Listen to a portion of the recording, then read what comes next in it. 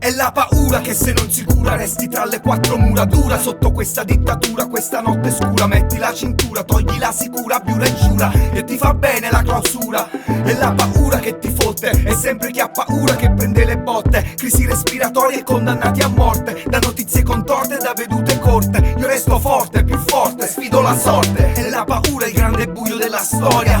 Non sei al sicuro quando perdi la memoria.